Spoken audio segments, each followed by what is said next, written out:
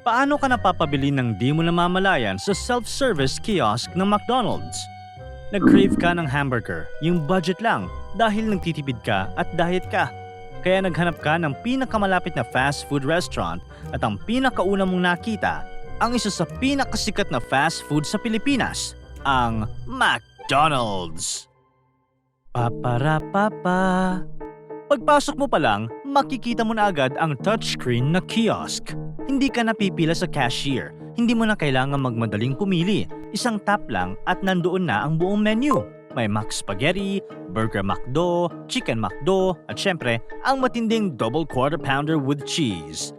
Add to cart at diretso ka na sa payment, cashman, card, or online. Ang convenient, di ba? Pero laking gulat mo, ang 40 pesos na bibilihin mong burger, umabot ka ng 322 pesos? Loh, paano nangyari yun? Hindi mo namamalayan na sa bawat pindot mo sa screen, may isang malaking strategy na kung saan ang bill na maliit sa umpisa, naging higante ng babayaran mo na. Totoo ba? Tara, pag-usapan natin. Hindi mo siguro napansin pero laging nauuna sa screen ang mga premium items. Yung mga burger na makapal, may bacon, may extra cheese, may hash browns at kung ano-ano pang add-ons. Kung naghahanap ka lang sana ng simpleng Burger McDo, kailangan mo pang mag-scroll pababa at bago mo pa makita ang nasa 40 pesos pataas na solo burger, nakita mo na ang 189 Big Mac meal. Mas malaki, mas colorful, mas sulit tingnan. Kung sa tingin mong ganito lang talaga ang design ng kanilang menu, hindi talaga ganon dahil ang totoo, lahat ng ito ay planado. Kapag ang una mong nakita sa kiosk ay ang pinakamahal na meal katulad ng double quarter pounder with cheese solo na may 2 layers ng patty, melted cheese, pickles, lettuce at special sauce sa presyong halimbawa 249 pesos. Agad itong nagiging reference point sa isip mo. Dito mo na ikinukumpara at sinusukat ang kasunod mong mga pagpipilian. Ang tawag sa technique na ito ay visual anchoring. Kahit wala kang balak na bilhin yun, kapag nakita mo na ang next option tulad ng double cheeseburger solo sa halagang nasa 149 pesos, mas mura pero mas mabigat kaysa sa regular na burger. Parang mas okay na yun. Kasi ikino-compare mo na siya hindi sa original mong dapat na bibilhin, kundi sa mas mahal na una mong nakita sa kiosk. Kaya kahit simple lang talaga ang gusto mong kainin kanina, napapabili ka ng mas mahal.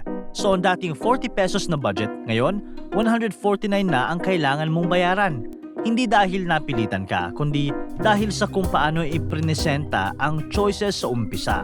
Isa itong design strategy na ginagamit para mas-set ang perception mo sa value, kahit hindi mo namamalayan. Galing no? Pero simple pa lang yan sa marami pang kayang gawin ng kiosk. Sa kiosk ng McDo, hindi ka lang basta pipili ng burger dahil ang sunod na goal ang dalhin ka sa mas malaking order. Halimbawa, pinili mo na ang double cheeseburger solo. Hindi pa tapos, biglang lalabas ang tanong na, make it a meal? At sa choices, hindi ang pinakamurang combo ang naka-default kundi ang meal na may kasama ng fries, drink at konti lang ang dagdag sa presyo. Sabihin na natin nasa 63 pesos lang. Kumpara sa presyo ng mga add-ons kung bibilhin ng solo. Maliit na halaga para sa customer, pero malaking kita para sa McDo. Ito ang upselling. Yung ino-offeran ka ng mas mahal o mas complete na version ng produkto na una mong napili, kaya ang dating plano 40 pesos naging 149, dinagdagan pa ng 63. Ngayon, ang bill mo ay nasa 212 na. Tapos, akala mo tapos ka na, pero hindi ka pa dinadala sa checkout screen. Ibabalik ka sa menu. Chill lang ang interface. Pero parang may bumubulong na, try mo kaya tong McFlurry. O baka gusto mo ng 4-piece nuggets. Dahil computer ang kausap mo, wala nang hesitation, walang judgment. Konsensya mo ang masusunod at laman ng wallet mo. Kaya kung gusto mo pa ng sundae or apple pie, ipapakita to sa'yo ng kiosk. Ito naman ang cross-selling. Kapag ino-offeran ka ng ibang produkto na pwedeng ipares o idagdag sa order mo. Ayon sa mga pag-aaral, mas malaki ang chance na gumastos ng extra ang mga tao kapag sa kiosk sila umu-order kaysa sa cashier dahil walang social pressure at mas madali silang maengganyo sa upsell at dagdag na items. Kaya ikaw naman, napabili ka pa ng 6 pieces chicken nuggets sa halagang 110 pesos. Habang nag-a-add ka ng items, nasa isang sulok lang ang total price. Maliit lang ito. Hindi mo to agad na napapansin. Ang focus mo ay nasa pagkain. Mga pagkain na tinatakam ka at naghihintay lang ng isang click mo. Ito ang tinatawag na dark pattern. Hindi naman itinatago ang presyo pero nilalagay ito sa hindi kapansin-pansin na parte ng screen para hindi mo agad makita. Dahil dito, mas madali kang magdadagdag ng items at hindi mo namamalayan na lumalaki na ang total ng dapat mong bayaran.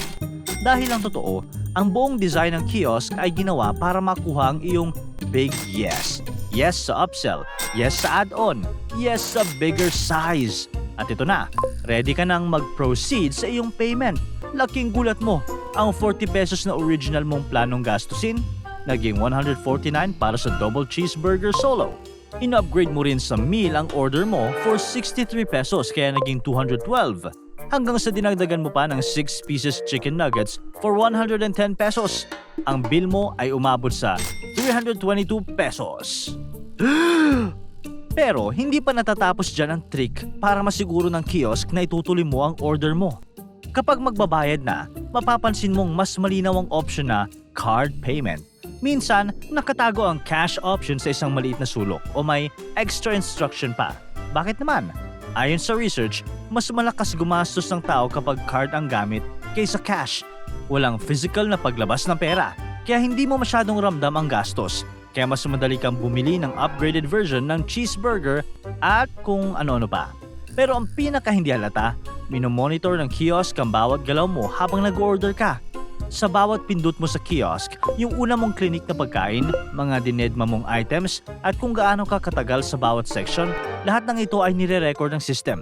Pero huwag ka mag-alala, hindi ito para i-track ka bilang isang tao, kundi para malaman ng McDonald's kung paano pa nila mapapaganda at gagawing epektibo ang design ng kiosk, batay sa ugali at galaw ng mga customer. Kung napansin mong bigla na lang na ang McCrispy Chicken Filet with rice ay nasa unang screen ngayon, hindi aksidente yan. Baka kasi napansin nilang maraming estudyante ang naghahanap ng 65 peso meal pero hindi agad nila nakikita. Kaya ngayon, sa unang tap mo pa lang, nandoon na siya. Ang tawag dito ay A/B testing. Gumagawa sila ng iba't ibang version ng menu layout at tinitingnan kung alin ang pinaka-epektibo sa pag-udyok ng mga customer na mag-order pa. Kapag nakita nilang mas maraming umu-order sa isang design, yun ang ginagamit nila. Mas lumalaki ang kita ng McDonald's dahil palaging ina-adjust at pinapaganda ang interface batay sa resulta ng mga test na ito. Pagkatapos ilagay ng McDonald's ang self-order kiosk sa karamihan ng branches nila sa Germany, tumaas ang kita nila ng halos 15%. Hindi dahil dumami ang customers, kundi dahil mas lumaki ang average na order ng bawat tao. Mas marami ang bumibili ng large fries, nag-upgrade ng drinks at nadadagdagan ng dessert tulad ng sundae habang mas kaunti na lang ang nagsisettle sa pinakamurang burger. Nangyayari ito dahil ang kiosk ay dinisenyo para i-highlight ang mas mahal at mas maraming options. Laging may suggestion para magdagdag ng items. At walang cashier na nakatingin kaya mas malaya kang mag-order ng gusto mo. Sa ganitong sistema, mabilis at madali ang proseso pero hindi mo namamalayan na napapadami na ang order mo at mas malaki ang kinikita ng McDonald's sa bawat customer. At ngayon, naiisip mo na huwag na lang kayang gamitin ng kiosk para makatipid. Mahirap yan kung wala ka ng choice. Halimbawa, sa isang McDonald's sa Metro Manila, mas mabilis ang pila sa kiosk kaysa sa cashier. Mas konti din ang tao sa counter dahil mas kaunti na rin ang empleyado dahil automated na ang process. Pero ang kiosk ay hindi lang cashier replacement. Isa itong sales tool. Isa itong eksperimento sa psychology, sa marketing, sa design. Sa huli, ikaw pa rin na magdedesisyon kung paano mo gagastusin ang pera mo at kung paano ka mas magiging praktikal at mas matalino kaysa sa mga pakulo ng kiosk. Kaya kung budget ka pa rin at ayaw mong magbayad ng 322, choice mo pa rin kung i-remove mo ang order mo at babalik ka sa dating plano. Ang mag-order ng hamburger sa halagang 40 pesos. Dahil sa kiosk, sa bawat pindot mo sa screen, alam ng McDonald's na tumataas ang kita nila. At kahit hindi mo napansin, naging bahagi ka na ng isa sa pinakamatalinong sales systems sa buong mundo. Para tuloy-tuloy ang saya at kwentuhan, huwag kalimutan mag-subscribe sa Bubbly YouTube channel at pindutin ang notification bell.